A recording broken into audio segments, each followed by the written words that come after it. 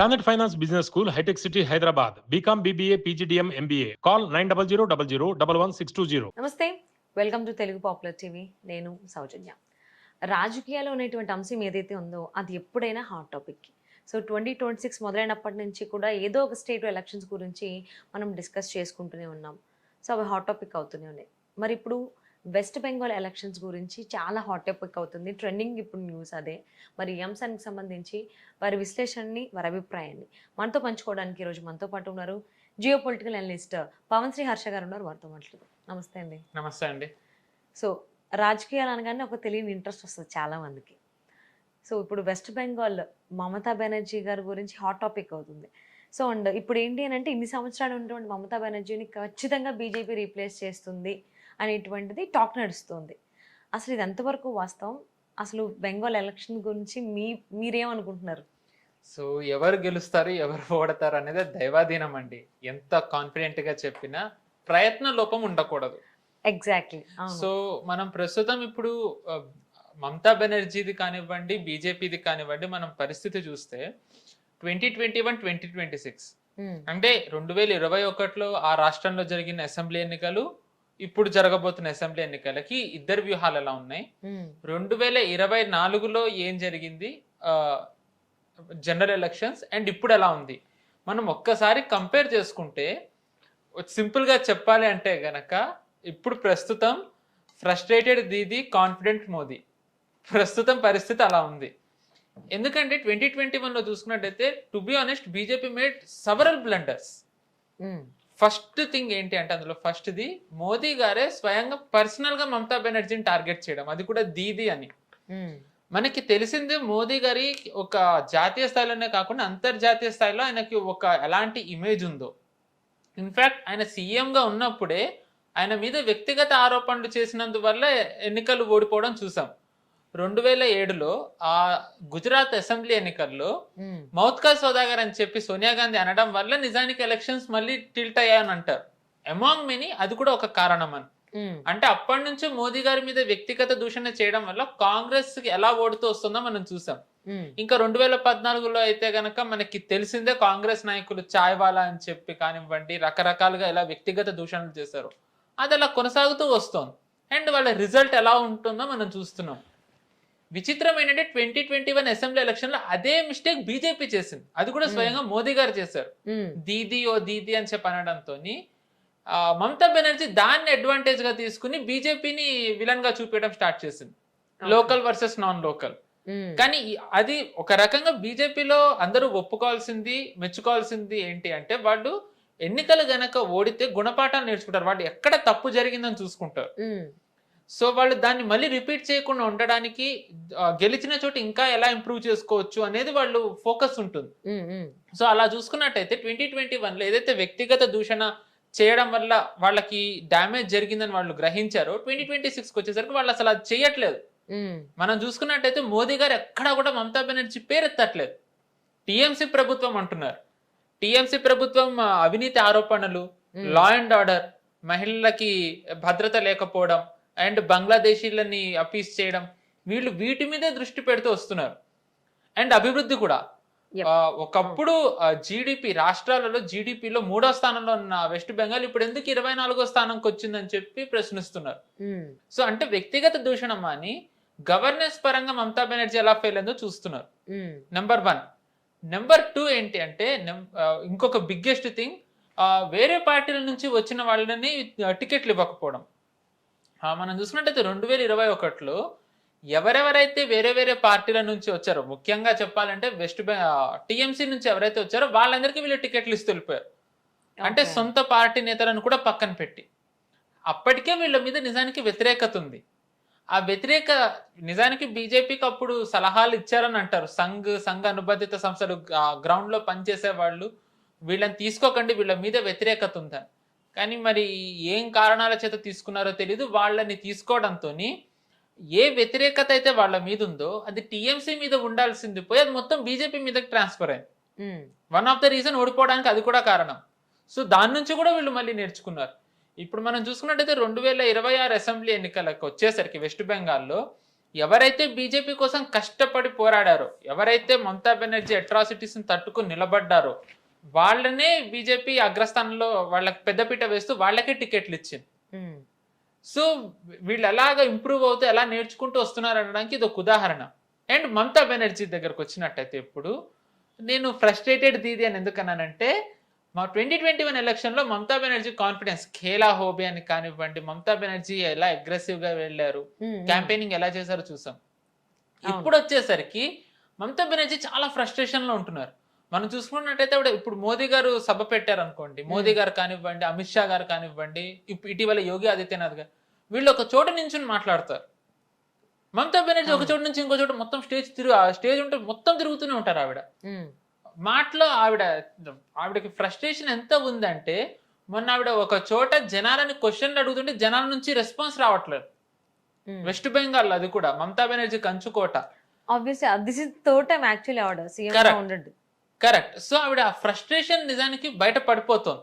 So ఒక రకంగా ఆవిడ ఫ్రస్ట్రేషన్ ని బయట పెట్టేస్తూ జనాలకి ఒక రకంగా కాన్ఫిడెన్స్ ఇస్తున్నారు బీజేపీకి ఓట్ వేయొచ్చని. నేను ఇది ఎందుకు అంటున్నానంటే, బేసికల్ గా మమతా బెనర్జీ గారు వచ్చే ముందర అక్కడ మనకు తెలిసిందే కమ్యూనిస్టులు సుమారు 35 ఏళ్ళు పాలించారు. కమ్యూనిస్టుల పాలన ఎలా ఉంటుందంటే, జనాలు కమ్యూనిస్టులని కాకుండా వేరే వాళ్ళని ఎన్నుకోవడానికి భయపడతారు. ఎందుకంటే వీళ్ళకి ఓటు వేయకపోతే మళ్ళీ వీళ్ళే వచ్చి ఆ కాన్స్టిట్యున్సీ నియోజకవర్గంలో గనక ఏమన్నా ఫలితం అటు ఇటు అయితే వీళ్ళు ఎలాంటి దాడులకి పాల్పడతారో వాళ్ళకి తెలుసు. సో అందుకనే భయంతో, ఇష్టం లేకపోయినా కమ్యూనిస్టులకు ఓటేసేది పద్ధతి మనం చూసాం. అందుకే కేరళ తీసేస్తే కమ్యూనిస్టులు ఎక్కడెక్కడైతే పాలించారో వాళ్ళు సుదీర్ఘకాలం వాళ్ళు పాలిస్తూ వస్తారు. వెస్ట్ బెంగాల్లో మనం చూసాం 35 ఏళ్ళు వీళ్ళు పాలించారు. త్రిపురలో మాణిక్ సర్కార్, ఆయన కూడా సుమారు 16-17 ఏళ్ళు ఆయన పాలిస్తూ వచ్చారు. ఎందుకంటే జనాలకు ఆ భయం ఉంటుంది. ఆ భయాన్ని పోగొట్టాలంటే ఏ నేతకైనా సరే కొన్నేళ్లు పడుతుంది. మమతా బెనర్జీ తట్టుకున్నారు. ఆవిడ ఒక రకంగా చెప్పాలి అంటే, మమతా బెనర్జీ అప్పుడు ఏ పొజిషన్ లో ఉందో 2011లో, బీజేపీ ఇప్పుడు ఆ పొజిషన్ లో ఉంది. అంటే ఒక కాన్ఫిడెన్స్. అండ్ కమ్యూనిస్ట్ 2011లో ఏ పొజిషన్ లో ఉన్నారో మమతా బెనర్జీ ఇప్పుడు ఆ పొజిషన్ లో. ఫ్రస్ట్రేషన్, భయం ఎక్కడ పోతుందో. ఆవిడ అందరూ ఐరన్ లేడీ అంటారు. సో ఆల్మోస్ట్ కంటిన్యూగా ఒక single lady 3rd time CM అయ్యారంటే అంత చిన్న విషయం కాదు. చాలా స్ట్రాంగ్ స్ట్రాటజీస్ కావచ్చు, చాలా గేమ్ ప్లాన్స్ కావచ్చు, ఏమన్నా చేసి ఉండొచ్చు. రాజకీయంగా ఏం చేశారనేది మనం పక్కన పెడదాం. ఇలా ఉన్నప్పుడు మళ్ళీ నెక్స్ట్ టైం ఆవిడే ఉంటారు అనేది చాలా మందిలో ఆల్మోస్ట్ సగం మంది మళ్ళీ దీదీ వస్తారు అంటున్నారు. కానీ ఈవిడ ఫేస్లో అది ఆ కాన్ఫిడెన్స్ ఈవిడ మనకు కనిపించట్లేదు. ఆబ్వియస్లీ ఇప్పుడు నేను స్ట్రాంగ్ ఉన్నానంటే నా ఫేస్లో నాకు తెలిసిపోద్ది, నేను విషయం గురించి మాట్లాడుతున్నాను కాబట్టి. సో తెలియకపోతే నేను బిక్కుమంటూనే మాట్లాడతా. ఆవిడ ఎందుకు అంటే ఎంత ఎక్స్పీరియన్స్ ఉన్న ఆవిడ అంటే 34 ఇయర్స్ ఒక కమ్యూనిస్ట్ పార్టీని పక్కన పెట్టి ఈవిడ్ని ఎంచుకోగలిగినటువంటి కెపాసిటీలోకి తీసుకెళ్ళిన ఒక లేడీ, నాట్ ఈవెన్ లేడీ అని కాదు, ఒక హ్యూమన్ బీయింగ్ అనుకుంది, ఒక మనిషి ఇప్పుడు ఎందుకు అంత ఫ్రస్ట్రేట్ అయిపోయి అంత ఇదవుతున్నారు? ఎందుకు అది షో చేస్తున్నారు? ఎందుకంటే బీజేపీ ఆవిడని లక్ష్యంగా చేసుకోవట్లేదు. మామూలుగా ఏంటి, విక్టిమ్ కార్డ్ ప్లే చేస్తారు మమతా బెనర్జీ. మనం చూసినట్టయితే 2011లో కాలికి దెబ్బ తగిలిందని, 2024లో తలకి దెబ్బ తగిలిందని ఒక విక్టిమ్ కార్డ్ ప్లే చేయడం చూసాం. 2026కి వచ్చేసరికి ఏంటంటే బీజేపీ ఆవిడ పాలనని లక్ష్యంగా చేసుకుంది, కానీ ఆవిడని లక్ష్యంగా చేసుకోలేదు. దాంతో ఈవిడ వ్యక్తిగత దూషణకు దిగలేకపోతున్నారు. మళ్ళీ మనం 2021, 2026 పోల్చుకున్నట్టయితే మనకి తెలిసిందే బీజేపీకి ఏంటంటే ఆ రాష్ట్రంలో పార్టీని ఇన్ఛార్జ్ ఒకళ్ళు ఉంటారు, అధ్యక్షుడు కాకుండా, ఆ రాష్ట్ర అధ్యక్షుడు కాకుండా వేరే వాళ్ళని కూడా ఇన్ఛార్జ్గా పెడతారు. ఎన్నికల టైంలో ఇంకొక ఇన్ఛార్జ్ ఉంటారు. ఇప్పుడు ప్రస్తుతం బీజేపీకి అలా ఉన్న అధ్యక్షుడు ఎవరు అంటే సమీక్ భట్టాచార్య. అండ్ పార్టీ ఇన్ఛార్జ్ ఎవరు అంటే సునీల్ బన్సల్. ఎన్నికల ఇన్ఛార్జీలు ఎవరు అంటే భూపేంద్ర యాదవ్ అనే ఆయన, దాని తర్వాత ఇంకొక ఆయన బిప్లబ్ దేవ్, ఈయన మాజీ త్రిపుర సీఎం. మనం చూసుకున్నట్టయితే 2021లో ఒక మిస్టేక్ ఏం జరిగిందంటే, అప్పటి బీజేపీ అధ్యక్షుడు ఎవరైతే ఉన్నారో దిలీప్ ఘోష్ కానివ్వండి, అప్పుడు ఎన్నికలకు ఇన్ఛార్జ్ గా నియమించిన కైలాష్ విజయవర్గీయ, వాళ్ళు టూ వోకల్. అంటే ఇంకా అసలు మన బీజేపీ నుంచి అలాంటి దాడి ఎక్స్పెక్ట్ చెయ్యం. అంటే ఏంటంటే వాళ్ళు మమతా బెనర్జీకి అవకాశం ఇస్తూ వెళ్ళారు. అంటే ఉత్తినే వచ్చి మాట్లాడడం, వ్యక్తిగత దూషణ చేయడం. మనం చూసినట్టయితే బీజేపీ వాళ్ళు ఎప్పుడు వ్యక్తిగత దూషణలకు దిగరు, ఎందుకంటే వాళ్ళది అడ్వాంటేజ్. మాకు ఒక పరిధి ఉంటుంది, మేము ఆ పరిధి దాటం, వేరే వాళ్ళకి అది ఉండదు అని జనాల్లో అది ఒక మంచి ఫ్యాక్టర్ కూడా ఉంటుంది. బెంగాల్కి వచ్చేసరికి అది పోయింది. ఆ దిలీప్ ఘోష్ కానివ్వండి అప్పటి అధ్యక్షుడు, లేకపోతే కైలాష్ విజయవర్గీయ అప్పటి ఇన్ఛార్జ్ ఏమన్నారంటే నేను ఎందుకు సీఎం కాకూడదు అన్నారు. మధ్యప్రదేశ్ ఆయన బెంగాల్కి ఎలా సీఎం అవుతారు? So Mamata Banerjee out cider versus local ఈ ఫ్యాక్టర్లు అన్ని వాడారు. ట్రంప్ యూజ్ చేసిన కార్డులో కరెక్ట్. కానీ 2026 వచ్చేసరికి కథ మొత్తం మారిపోయింది. సమీక్ భట్టాచార్య అని ఆయన ఏంటంటే బేసికల్లీ ఆయన చాలా లో కీ మెయింటైన్ చేస్తారు, అగ్రెసివ్ గా మాట్లాడతారు, కానీ వ్యక్తిగత దూషణలకు వెళ్ళారు. And Sunil Bansal party in charge ఎవరైతే ఉన్నారో ఆయన ట్రాక్ రికార్డ్ మనకు తెలిసిందే. ఉత్తరప్రదేశ్ లో గెలిపించారు బీజేపీని 2017 లో, మన 2024 లో ఒరిస్సా. అంటే సుదీర్ఘ కాలం బీజేపీకి అవకాశం లేని చోట బీజేపీని కంచుకోటగా మార్చడంలో ఆయన పాత్ర ఎలా ఉందో మనకు తెలిసిందే. సో ఇప్పుడు ఆయన ఉన్నారు అంటే ఆయన ఎలాగా 5 ఏళ్ళు ఆయన ఎలా పార్టీని గమనిస్తూ ఎక్కడ మనం ఇంప్రూవ్ అవ్వాలి, ఎక్కడ మమతా వీక్ అవుతుంది, మనం దాన్ని ఎలా ఒక రకంగా మనకి అడ్వాంటేజ్ గా మార్చుకోవచ్చు, ఆయన ఇవన్నీ గమనించారు. అండ్ ఇదే టైంలో ఎన్నికల ఇన్ఛార్జ్ గా భూపేంద్ర యాదవ్ ని పెట్టారు. బేసికల్లీ ఈయన బీజేపీని గెలిపించాలి అంటే ఆ రాష్ట్రంలో ఈయన దింపుతారన్న టాక్ ఉంటుంది. మహారాష్ట్ర కానివ్వండి, మధ్యప్రదేశ్ కానివ్వండి, చాలా ఇంపార్టెంట్ స్టేట్స్ అని గెలిపించిన క్రెడిట్ ఈయనకు ఉంటుంది. సో వీళ్ళెవ్వరూ కూడా మనం చూసుకున్నట్టయితే భూపేంద్ర యాదవ్ కానివ్వండి, లేకపోతే సునీల్ బన్సల్, వీళ్ళు వచ్చి చేస్తున్న వ్యాఖ్యలు మనకు ఎక్కడ కనిపిస్తున్నాయి? బేసికల్లీ మొత్తం కూడా బెంగాలీ లీడర్స్ నే పెడుతున్నారు. లోకల్ బెంగాలీ లీడర్సే మమతా బెనర్జీని టార్గెట్ చేస్తున్నారు. ఈసారి అవుట్ సైడర్ వర్సెస్ లోకల్ లేకుండా. బేసికల్లీ మోదీ గారిని అలా అనలేరు, ఎందుకంటే ఆయన పిఎం. అమిత్ షా గారిని అనలేరు. సో మనం చూసుకున్నట్టయితే కనుక మమతా బెనర్జీ ఫ్రస్ట్రేషన్ కి అది కూడా ఒక కారణం. అండ్ మరొకటి కారణం ఏంటి అంటే, ఇంకొకటి మమతా బెనర్జీ టికెట్. బీజేపీ చాలా చాకచక్యంగా ఏం చేశారంటే ఫస్టే వాళ్ళు టికెట్లు క్యాండిడేట్స్ ని అనౌన్స్ చేసేసారు. నందిగ్రామ్ మమతా బెనర్జీ కిందటిసారి ఓడింది. నందిగ్రామ్ నుంచి మళ్ళీ సువేందు అధికారి ఉంటున్నారని కాకుండా అదే సువేందు అధికారి భవానీపూర్ నుంచి కూడా పోటీ చేస్తున్నారు అనేసారు. భవానీపూర్ నుంచి ఇప్పుడు మమతా బెనర్జీ పోటీ చేస్తుంది. మనం గనక చూసుకున్నట్టయితే 2021 ఎలక్షన్ లో తృణమూల్ కాంగ్రెస్ అద్భుత విజయం నమోదు చేసిన మమతా బెనర్జీ గారు ఓడిపోయారు ఎమ్మెల్యేగా నందిగ్రామ్ నుంచి. తర్వాత ఉప ఎన్నికలకు గెలవడం చూసాం. ఆ గెలిచిన నియోజకవర్గమే భవానీపూర్. ఇప్పుడు అదే భవానీపూర్ నుంచి మళ్ళీ శువేందు అధికారి ఎవరైతే ఆవిడ్ని 2021 లో ఓడించారో మళ్ళీ ఆయనే తీసుకొచ్చి ఇక్కడ కూడా పెట్టారు. ఫస్ట్ ప్రకటించడంతో మమతా బెనర్జీ మీద ఒత్తిడి పెరిగింది. ఇప్పుడు ఆవిడ వేరే చోటకి వెళ్ళారు అంటే గనక ఒక రకంగా నెగిటివ్ వెళ్తుంది, అంటే మళ్ళీ పారిపోయారు అంటే వీక్ అవుతుంది. 2 ప్లేసుల్లో కరెక్ట్ 2 ప్లేసుల్లో నిలబెట్టిన మమతా బెనర్జీకి నమ్మకం లేక 2 స్థానాల నుంచి పోటీ చేస్తోంది అనే నెరేటివ్ బీజేపీ తీసుకెళ్లొచ్చు. కాబట్టి ఆవిడ దారి లేకపోయినా ఒక్కటే దాని నుంచి పోటీ చేస్తున్నారు, భవానీపూర్. అండ్ ఇప్పుడు భవానీపూర్ లో చూసుకున్నట్టయితే కనుక ఎస్ఐఆర్ లో చాలా ఓట్ల డిలీషన్ జరిగింది. పైపెచ్చు భవానీపూర్ లో అది కలకత్తా డిస్ట్రిక్ట్ లోకి వచ్చిన అక్కడ వేరే వాళ్ళు కూడా ఉంటారు, అంటే గుజరాతీస్, రాజస్థానీస్ వీళ్ళు కూడా ఉంటారు. భూపేంద్ర యాదవ్ ఎన్నికల ఇన్ఛార్జ్ రాజస్థానీ ఆయనే మనం గమనిస్తే. So and at the same time వాళ్ళ ఎంపీ మహువా మొయిత్రా గుజరాతీలను లక్ష్యంగా చేసుకున్నారు. అక్కడ గుజరాతీలు కూడా ఎక్కువ ఉంటారు భవానీపూర్ లో. అందుకే ఆవిడ మహువా మొయిత్రా గుజరాతీలను లక్ష్యంగా చేసుకుని కొంచెం పరుష పదజాలం వాడిన తర్వాత లోకల్ కార్పొరేటర్లు కానివ్వండి, టిఎంసీ లీడర్లు గుజరాతీ ఇళ్లకి వెళ్ళి మరి క్షమాపణ చెప్పి ఓట్లేసిన వీడియోస్ మనం చూస్తున్నాం. ఓట్లు ఏమని అడుగుతున్నవి, తప్పైపోయింది అదంతా ఎన్నికల్లోది, మీరు అలా చేయకుండా. సో బేసికలీ ఏ మిస్టేక్స్ అయితే మనం బీజేపీ వాళ్ళు 2021 లో చేయడం చూసామో అదే మిస్టేక్స్ ఈసారి టిఎంసీ వాళ్ళు 2026 లో చేస్తున్నారు. ఓకే. సో మనం చూసుకున్నట్టయితే మోదీ గారు ఎంత కూల్ గా ఉన్నారు చూడండి. అంటే మనం మోదీ గారి వీడియోస్ చూసుకున్నట్టయితే మండు టెండలో ఆయన నించుని జనాలది సెల్ఫీలు తీస్తూ, అంటే జనాలు ఎంత మంది వచ్చారో చూడండి, ఇంటరాక్ట్ అవ్వడం ఇవన్నీ చాలా చేస్తారు. అంటే గత కొన్ని రోజులుగా అంటే వివిధ రాష్ట్రాల్లో జరిగినటువంటి ఎలక్షన్స్ క్యాంపైన్స్ మనం చూసుకున్నట్లయితే the way of style of presenting ఏదైతే ఉందో అది మోదీ గారు కావచ్చు, అమిత్ షా గారు అవ్వచ్చు. సో ఈ బీజేపీ టాప్ లీడర్స్ ఎవరైతే ఉన్నారో వాళ్ళందరి ప్రజెంటేషన్ చాలా చేంజ్ వచ్చింది. ఆ స్టైల్ ఫుల్గా కంప్లీట్గా అంటే ఇలా కూడా చేయొచ్చు అనేది లేదు. జనరల్లీ ఎవరు వాళ్ళు చెప్పుకెళ్ళిపోతారు తప్ప అక్కడికి వచ్చినటువంటి పీపుల్తో ఎవరు ఇంటరాక్ట్ అవ్వరు మోస్ట్లీ. కానీ మోదీ గారు అవుతున్నారు ఈ మధ్యకాలంలో, అమిత్ షా గారు కూడా అవుతున్నారు. అండ్ లోకల్ లాంగ్వేజ్ మాట్లాడడానికి ట్రై చేస్తున్నారు వచ్చిన స్టైల్లో. అంటే అసలు మాట్లాడలేదు అనుకోకుండా, so they trying their best. So అంటే వాళ్ళ స్టైల్ చేంజ్ అయింది, ప్రజల్లోకి వెళ్తున్నారు, ప్రజల్ని అట్రాక్ట్ చేస్తున్నారని అనుకోవచ్చా? ఖచ్చితంగా అండి. మోదీ గారు బేసికల్ ఆయన ఏ రాష్ట్రానికి వెళ్ళినా ఆయన కనీసం నమస్తే చెప్పడానికైనా ఆ భాషలో ప్రయత్నిస్తారు. మనం చూసుకున్నట్టయితే ఇక్కడికి వచ్చినా తెలుగులో మాట్లాడడానికి ప్రయత్నిస్తారు. ఒకానొక టైంలో లేదు చూసుకుంటే, కరోనా ముందు వరకు చూసుకుంటే అలా ఏం లేదు, వచ్చామా మాట్లాడేసామా వెళ్ళిపోయామా అన్నట్టే ఉండేది. But after that complete change. Election అంటే బేసికల్లీ ఎలక్షన్ మనం చూసుకున్నట్టయితే కరోనా తర్వాత కూడా బీజేపీ ఎక్స్పాన్షన్ పెరిగింది రాష్ట్రాల్లో.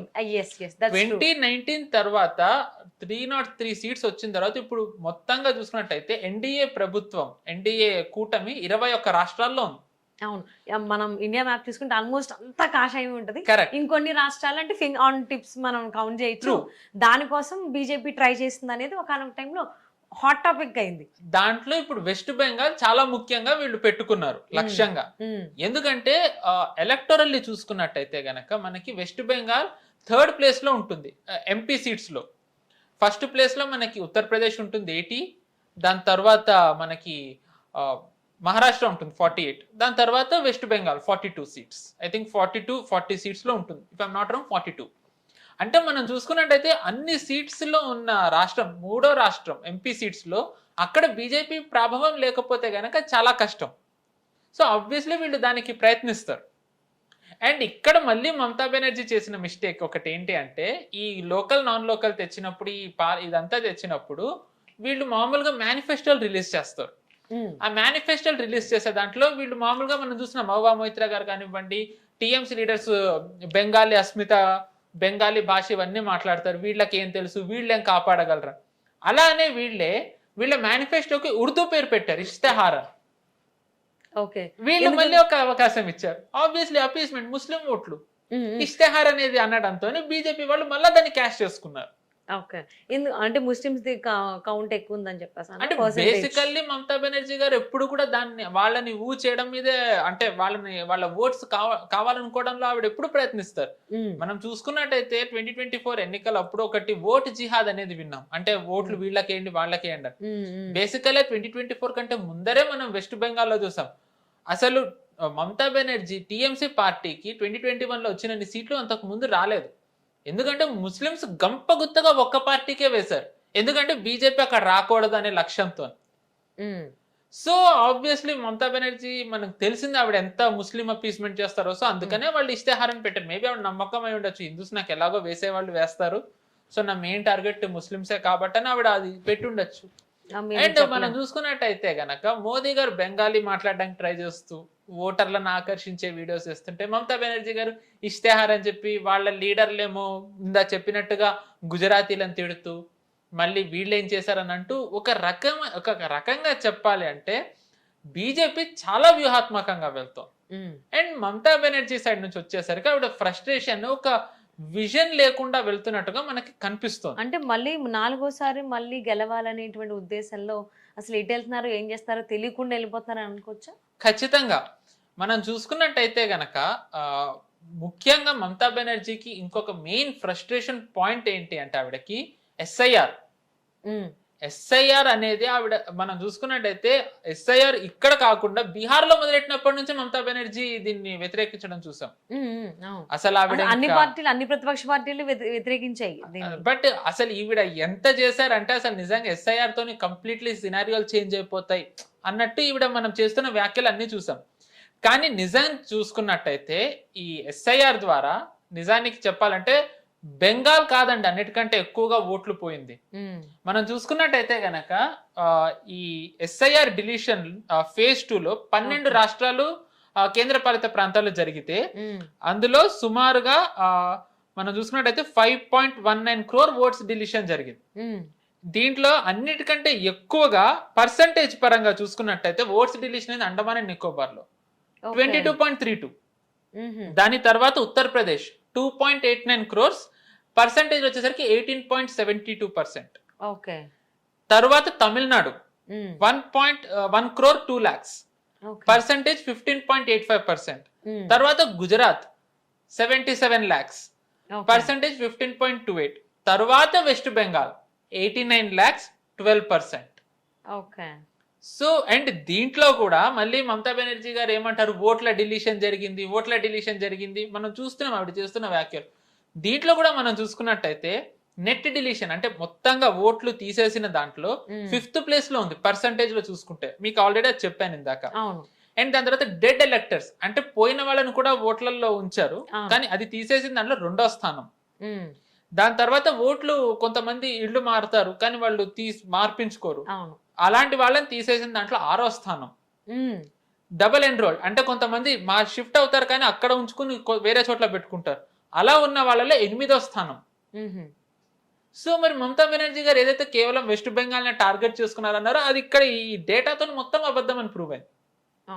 బట్ ఆవిడ మెయిన్ ఒక ఫ్రస్ట్రేషన్ పాయింట్ ఏంటంటే మనం చూసుకున్నట్టయితే గనక ఆవిడ నియోజకవర్గం ఆవిడ ఒక పెద్ద మైనస్ కింద కనిపిస్తోంది. ఎందుకంటే ఆవిడ ఇప్పుడు ప్రస్తుతం ఎక్కడి నుంచి అయితే పోటీ చేస్తున్నారు కలకత్తా, అక్కడ 14 సీట్లు ఉన్నాయి. అక్కడ ఎంపీ సీట్లు 2 వస్తాయి, Calcutta north and Calcutta south. Assembly నియోజకవర్గాలు 14 వస్తాయి. ఈవిడ 2021లో 14 సీట్లు గెలిచారు టీఎంసీ. దాని తర్వాత 2024 ఎలక్షన్ లో 2 ఎంపీ సీట్లు వీళ్ళే గెలిచారు. కానీ ఈసారి ఏమైందంటే ఓట్ల డిలీషన్ ఇక్కడ చాలా జరిగింది. మనం చూసుకున్నట్టయితే గనక భవానీపూర్ కలకత్తా సౌత్ కు వస్తుంది. కలకత్తా సౌత్ లో సుమారు 27% ఓట్స్ డిలీషన్ జరిగింది. కలకత్తా నార్త్ లో 24% ఓట్స్ డిలీషన్ జరిగింది. మొత్తంగా కలకత్తాలో 6 లక్షల ఓట్లు తీసేశారు. విచిత్రంగా మనం చూసుకున్నట్టయితే ఈవిడ 14 సీట్స్ మెజారిటీ కనుక మనం ఓవరాల్ గా చూసుకున్నట్టయితే 6 lakhs మెజారిటీతో టీఎంసీ గెలిచింది 14 సీట్స్ లో. సో ఇప్పుడు ఆవిడకి భవానీపూర్ కూడా గెలుస్తారా లేదా అనే ఫ్రస్ట్రేషన్ ఆవిడకుంది. అండ్ ఒక్కసారి రీజనల్ పార్టీస్ గనక ఓడితే వాళ్ళు 5 ఏళ్ల అధికారంలో లేకపోతే వాళ్ళ అస్తిత్వానికి ఎంత ప్రమాదమో మనకి తెలిసిందే. సో మనం చూసుకున్నట్టయితే మమతా బెనర్జీ గారికి ఫ్రస్ట్రేషన్ మనకి తెలిసిందే. అండ్ దీంట్లో కూడా మళ్ళీ ఏమన్నా అంటే కేవలం ముస్లిమ్స్ ని చేశారు అండ్ బార్డర్ రీజన్స్ చేశారు అని చెప్పి అంటారు. మనం దీంట్లో కనుక చూసుకుంటే మీకు 5 districts ఎక్కువగా ఓట్లు డిలీషన్ అయింది చెప్తానండి. ఒక బార్డర్ రీజన్ నాదియా 77% తీసేశారు. హుగ్లీ ఇది బార్డర్ రీజన్ లోకి రాదు, ఇక్కడ 70%. కలకత్తా నార్త్ మీకు చెప్పాను ఇందాక, అది బార్డర్ రీజన్ లోకి రాదు, పర్సెంటేజ్ పరంగా చూసుకుంటే 64. దాని తర్వాత ఉత్తర్ దినాజ్పూర్ ఇది బార్డర్ రీజన్ లోకి వస్తుంది 58.5%. దాని తర్వాత పూర్వ బర్ధమాన్ ఇది 58.2%, ఇది కూడా బార్డర్ లోకి రాదు. అంటే వీళ్ళు టాప్ 5 districts లో వీళ్ళు ఏవైతే బార్డర్ అంటున్నారో అందులోంచి 3 బార్డర్ రీజన్సే కాదు. మరి వీళ్ళు అందులో కూడా మమతా బెనర్జీ అబద్ధం ప్రూవ్ అయింది. అండ్ దీని తర్వాత ఇంకొక నెరేటివ్ ఏం నడుపుతున్నారంటే ముస్లిమ్స్ ని ఎక్కువగా తీసేశారు. నిజానికి ఓవరాల్ గా ఇప్పుడు 90 లక్షల మంది ఏవైతే సుమారు 1 కోటి మంది తీసేశారని అంటున్నారో దాంట్లో సుమారు 63% మంది అంటే సుమారుగా 63% కేవలం హిందూ ఓట్లే తీసేశారు. 34% తీసింది ముస్లిం ఓట్లు.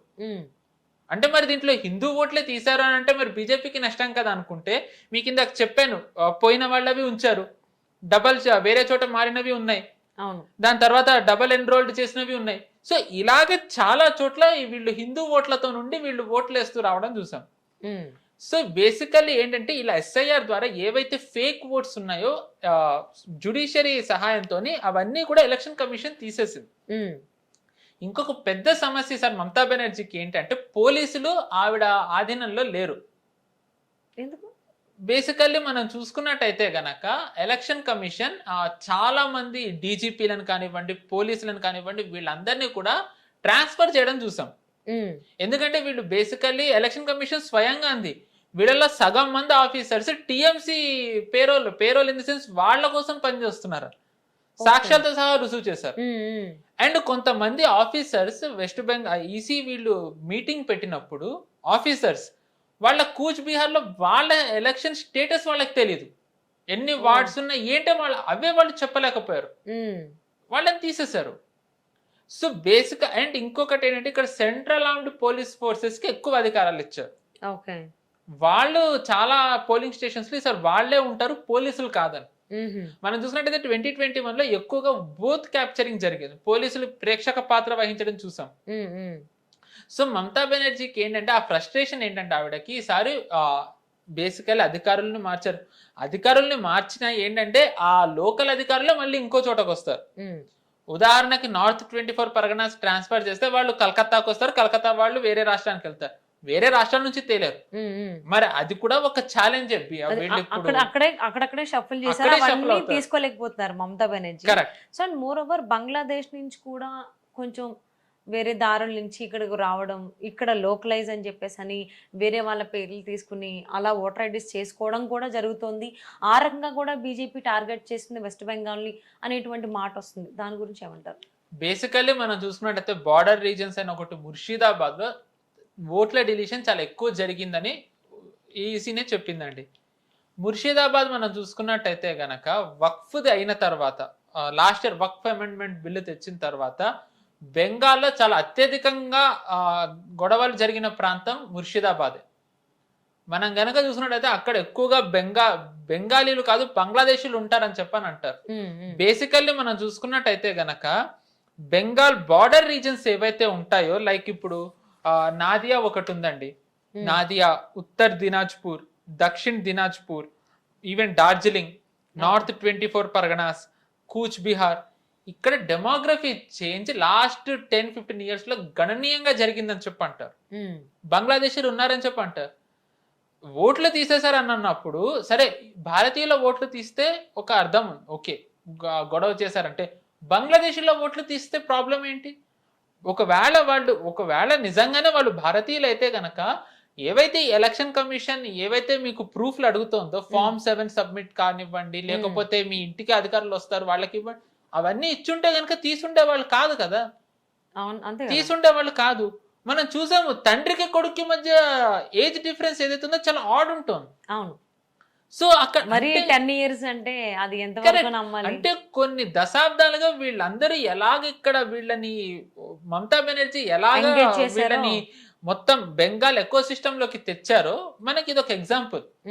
విచిత్రం ఏంటంటే ఇదే మమతా బెనర్జీ గారు 2011 ముందర వరకు పార్లమెంట్ లో ఉన్నప్పుడు ఎంపీగా కమ్యూనిస్టులు ఇక్కడ డెమోగ్రఫీ చేంజ్ చేస్తున్నారు, బంగ్లాదేశీలో తెస్తున్నారు అని చెప్పి ఆవిడ పేపర్లు స్పీకర్ మహాన్ని ఇసిరేసి బయటకు వచ్చిన వీడియోస్ ఉన్నాయి. విచిత్రంగా సీఎం అయ్యాక ఆవిడే ఆ ప్లేస్ తీసుకున్నారు, కమ్యూనిస్టుల ప్లేస్ ఆవిడే చేస్తున్నారు.